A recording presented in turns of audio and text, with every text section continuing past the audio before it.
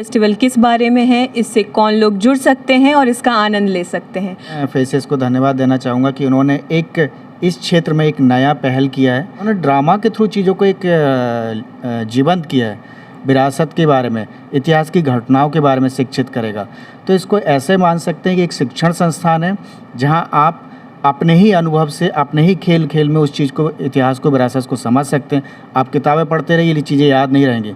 वही संग्रहालय घूम के देखिए सुंग पीरियड की क्या चीज़, तो आप अचानक आप क्लिक करें, जो आप साक्ष्य सामने देखेंगे वो घटनाएं आपको अच्छे से याद हो पाएंगी। फिल्म में चीज़ों के बारे में जानकारी देना, रूबरू कराना।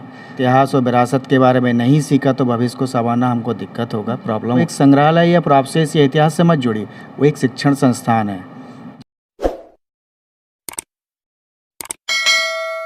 नमस्कार, मेरा नाम है श्रुति सिंह। बिहारी शान में आपका स्वागत है।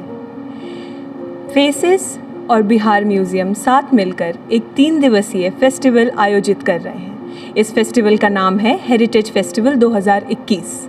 यह फेस्टिवल 23 अक्टूबर से 25 अक्टूबर तक चलेगा। इस फेस्टिवल के बारे में आज हमें बताने के लिए हमारे साथ हैं डॉक्टर रणवीर सिंह राजपूत, बिहार म्यूज़ियम अपर निदेशक। आइए तो उनसे जानते हैं कि यह फेस्टिवल आखिर क्या है। सर, बिहारी शान आपका स्वागत करता है। हमारा पहला सवाल ये है कि ये हेरिटेज फेस्टिवल क्यों आयोजित किया जा रहा है? बिहार संग्रहालय में इस तरह का जो आयोजन किया जा रहा है फेसेस के सहभागिता प्रोग्राम के तहत। सबसे पहले मैं बिहार संग्रहालय के थोड़ा बोलना चाहूँगा। तो बिहार संग्रहालय जिस तरह से बनाया गया एक अंतर्राष्ट्रीय स्तर का, उसमें जो हमारे हेरिटेज है, विरासत है, उसको हम लोगों ने, एक होता सरकार का कि बच्चों और जो भी एज ग्रुप के हमारे दर्शक आ रहे हैं उनको खेल खेल में चीज़ों के बारे में जानकारी देना, रूबरू कराना, और उसी तरह से वो लोग जो जिस उम्र का दर्शक आ रहा है वो अपने अनुभव को सीखता है। उसी श्रृंखला के अगले क्रम में एक हम लोगों ने फेसेस के जो एक सहभागिता प्रोग्राम के तहत एक हेरिटेज फेस्टिवल का आयोजन किया जा रहा है। ये उसका एक अगला एक अच्छा क्रम है जिसमें फेसेस को मैं धन्यवाद देना चाहता हूँ। बहुत सारी विरासत चीज़ें जो है हम लोग क्या होता है, जितने भी संग्रहालय हैं उसमें प्रदर्शित कर दिया और एक इन्फॉर्मेशन दे दी। इन लोगों ने उसको जीवंत करने की कोशिश की जा रही है। जैसे अब अस्थि कलश पे हम लोग उस फेस्टिवल में हम लोग ड्रामा करने जब वाले हैं। अस्थि कलश जो है वैशाली से जो प्राप्त हुआ था, पटना संग्रहालय में प्रदर्शित है। वो वहाँ एक इन्फॉर्मेशन है, कहाँ से मिला है, क्या है, उसको जीवंत करने की जो उन्होंने प्रयास किया है, ये उनके लिए एक क्रेडिट जाता है कि इस तरह की अप्रोच कर रहे हैं, दर्शकों को जोड़ने का प्रयास कर रहे हैं और दर्शकों को अपनी विरासत के बारे में, एक ड्रामा के बारे में जानकारी दे रहे हैं। एक अच्छा अप्रोच है और मुझे लगता है सभी वर्ग के जो दर्शक लोग हैं वो आएंगे और इसको एंजॉय करेंगे। एक अच्छा फेस्टिवल है। इसके साथ साथ जो हमारे जो शोध करने वाले पटना यूनिवर्सिटी या जो भी शोधार्थी हैं वो सेमिनार में भाग ले सकते हैं, प्रदर्शनी में भाग ले सकते हैं। तो सभी के लिए एक कुछ ना कुछ उस पैकेज में है। सब लोग आएंगे, सब लोग जिस उम्र के दर्शक आएंगे एंजॉय करेंगे। एक अच्छा अप्रोच है। सर, ये जो सेमिनार का आप बात कर रहे हैं, ये सेमिनार किस बारे में है? ये ऑलरेडी हमारे जो एक मुख्य वक्ता आ रहे हैं, संजय कुमार मंजुल जी जो हैं, उन्होंने एक भारतीय पुरातत्व सर्वेक्षण के जॉइंट डीजी हैं अभी वो, और उन्होंने सनौली एक साइट है हरियाणा में, वहाँ पे जो उत्खनन किया है, वहाँ पे एक जैसे से उसको प्रचार प्रसार किया। उस सनौली में माना जा रहा है कि जैसे उसको महाभारत उन सब में जोड़ने की कोशिश की गई है। वहाँ पे एक रथ मिला है। तो जो मंजुल सर जो आ रहे हैं, मेरे भी गुरु रहे हैं, उनके साथ काफ़ी टाइम काम किया है। पहले भी इस पे एक चर्चा हो चुकी। उसी के बारे में पुनः जो लोग हड़प्पन सिविलाइजेशन और उसके बाद सनौली की जो उत्खनन साइट है उसके बारे में जानकारी जानना चाहते हैं, इन्फॉर्मेशन लेना चाहते हैं, वो उसको ज्वाइन कर सकते हैं। इस सेमिनार और वर्कशॉप या प्रदर्शनी जो भी है, इससे कौन कौन लोग जुड़ सकते हैं? इसमें सभी का स्वागत है। मेरा कहने का पहले ही जो बोला है कि जो मेरा बिहार संग्रहालय, जो हम लोग बिहार संग्रहालय जाएँ, जो भी दर्शक आना चाहते हैं वो सभी एज ग्रुप के आते हैं। सभी एज ग्रुप के दर्शक अपना प्रदर्शनी देखेंगे और जो अपना अनुभव है वो अपने हिसाब से अपना उसको प्रदर्शनी का लाभान्वित होंगे।